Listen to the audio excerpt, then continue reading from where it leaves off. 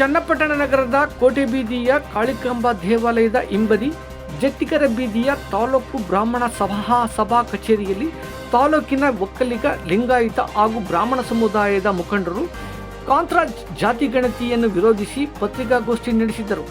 ಈ ಸಂದರ್ಭದಲ್ಲಿ ಮಾತನಾಡಿದ ನೇಗಿಲಯೋಗಿ ಸೇವಾ ಟ್ರಸ್ಟ್ ಅಧ್ಯಕ್ಷ ರಾಂಪುರ ಧರಣೇಶ್, ಕರ್ನಾಟಕ ಸರ್ಕಾರದ ಕಾಂತರಾಜ್ ಆಯೋಗದ ಜಾತಿ ಗಣತಿಯನ್ನು ಬಿಡುಗಡೆ ಮಾಡುತ್ತಿರುವುದು ಅವೈಜ್ಞಾನಿಕವಾಗಿದೆ ಎಂದು ಸರ್ಕಾರದ ನಿರ್ಧಾರವನ್ನು ಗಂಭೀರವಾಗಿ ಖಂಡಿಸಿದರು. ರಾಜ್ಯದಲ್ಲಿರುವ ಪ್ರತಿಯೊಂದು ಜಾತಿಯ ಸಮೂಹವನ್ನು ಭೇಟಿ ಮಾಡಿ ಸಮಗ್ರ ಜಾತಿ ಗಣತಿಯನ್ನು ಮಾಡದ ಕಾಂತರಾಜ್ ಆಯೋಗ ಎಲ್ಲೋ ಕುಳಿತು ಇಷ್ಟ ಬಂದ ರೀತಿಯಲ್ಲಿ ಜಾತಿ ಗಣತಿಯನ್ನು ಸಿದ್ಧಪಡಿಸಿ ಸರ್ಕಾರಕ್ಕೆ ನೀಡಿದೆ ಎಂದು ಆರೋಪಿಸಿದರು.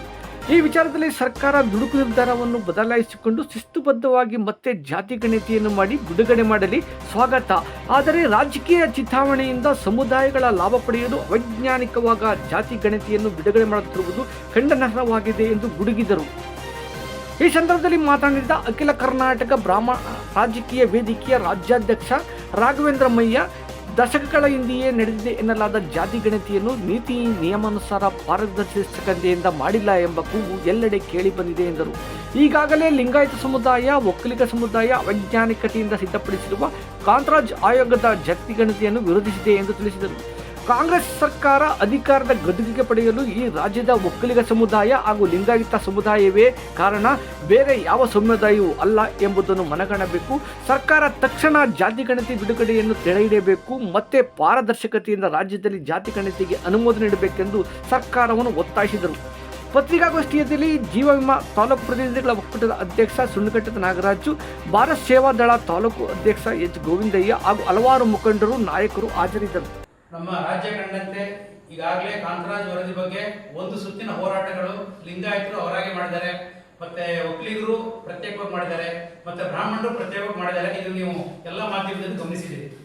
ಆದರೆ ಈಗ ನಮ್ಮ ಚನ್ನಪಟ್ಟಣದಲ್ಲಿ ಒಂದೇ ನೆಲದಲ್ಲಿ 3 ಮತಗಳು ಸೇರಿ ಒಂದೇ ಕಡೆ ನಿಂತ್ಕೊಂಡು ನಮಗೆ ಅನ್ಯಾಯವಾಯಿತು ಅನ್ನುವಂತ ಕೇಳುವಂತ ಕಾರ್ಯಕ್ರಮ ಚನ್ನಪಟ್ಟಣದಲ್ಲಿ ಒಂದು ರೂಪಿಸ್ತಾ ಇದ್ದೀವಿ. ಇದು ಇಡೀ ಕರ್ನಾಟಕಕ್ಕೆ ದಿಕ್ಸೂಚಿ ಆಗಿರಬೇಕು.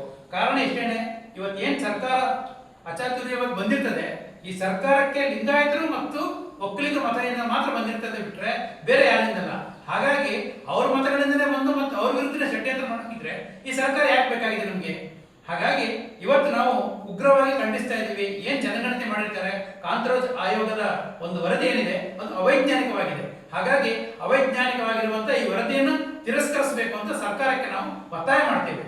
ಮತ್ತು ನಿಮ್ಗೆ ಅಷ್ಟು ಬೇಕು ಅಂದ್ರೆ ಮುಂದಿನ ದಿನಗಳಲ್ಲಿ ಮತ್ತೆ ಹೊಸ ರೀತಿಯಲ್ಲಿ ಮಾಡಲಿ. ನಿಮ್ಗೆ ಇನ್ನೂ ಹೇಳಕ್ ಬಯಸಬೇಕು ಅಂದ್ರೆ ಕೋವಿಡ್ ಸಮಯದಲ್ಲಿ ಸುಮಾರು ಜನ ತಿಳ್ಕೊಂಡ್ಬಿಟ್ಟಿದ್ದಾರೆ. ಆ 10 ವರ್ಷದಲ್ಲಿ ಮಾಡಿರುವಂತ ಇದರಲ್ಲಿ ಎಷ್ಟು ಜನ ಬದುಕಿದೆ ಅನ್ನೋದೇ ಗೊತ್ತಿಲ್ಲ. ಹಾಗಾಗಿ ಈ ಒಂದು ವರದಿ ತುಂಬಾ ಅವೈಜ್ಞಾನಿಕವಾಗಿದೆ. ಸರ್ಕಾರ ಈ ಕೂಡ ಇದನ್ನು ಕೈ ಬಿಡಬೇಕು.